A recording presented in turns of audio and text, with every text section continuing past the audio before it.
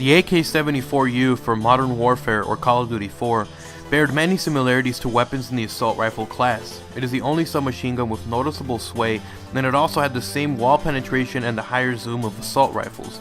Also, its hipfire accuracy was reduced to that of an assault rifle when equipped with a red dot sight or silencer. It also had the same mobility as an assault rifle. The AK-74u is only similar to other SMGs in its movement speed while aiming down the sight, its short range and hipfire accuracy. We have to wait 3 long years in order to see a new version of the AK-74u appear in a Call of Duty game, and it comes in the form of the AK-74u with no hyphen in Call of Duty Black Ops. The AK-74u dealt relatively high damage for a submachine gun with a moderate firing rate. It had predictable upwards recoil pattern which made it a relatively easy weapon to control, quick reload speeds, and it had the widest range of attachments of an SMG. It performed exceptionally well at close quarters and mid ranges, though its recoil and damage drop off made it a harder weapon to use at a longer distance. The AK-74u had moderately low recoil, but it also boasted a slower firing rate than the AK-74u from Call of Duty 4. Will its increased accuracy help it pull ahead, or will the lower recoil end up being its downturn and its downfall in this match of AK-74us? We find out today in Call of Duty Face Off. The AK-74u for Modern Warfare was a very unique weapon.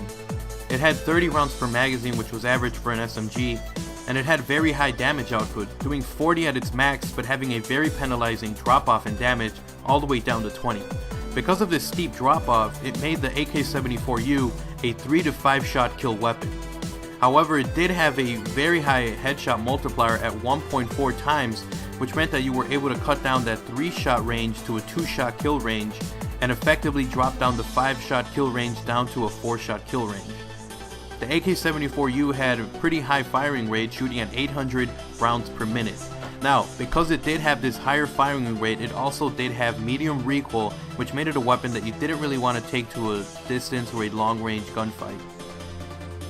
The AK-74u from Black Ops had similar stats to that of the Modern Warfare counterpart.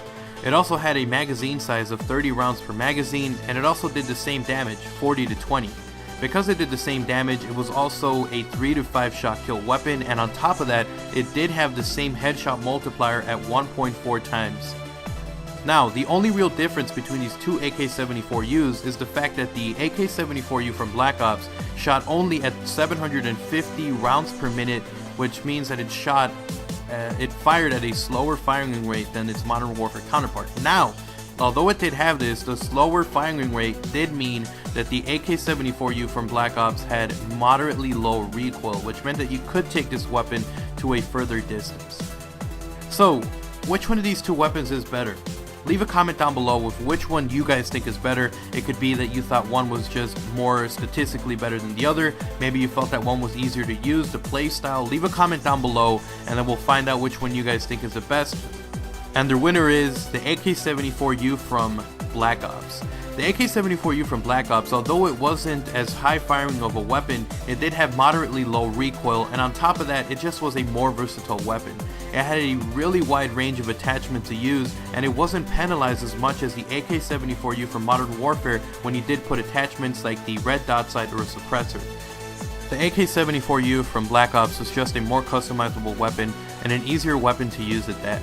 Anyways, hope you guys enjoyed today's episode of Call of Duty Face Off. If you guys enjoyed it, remember to slap a like on this video and a favorite.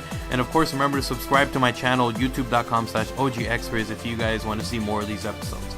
Also, leave a comment down below with any weapons you guys want me to compare next. It can be any weapon from any Call of Duty, and you might see it in a future episode of Call of Duty Face Off. So leave a comment down below, and I hope you guys enjoyed this episode. I'm out. Peace.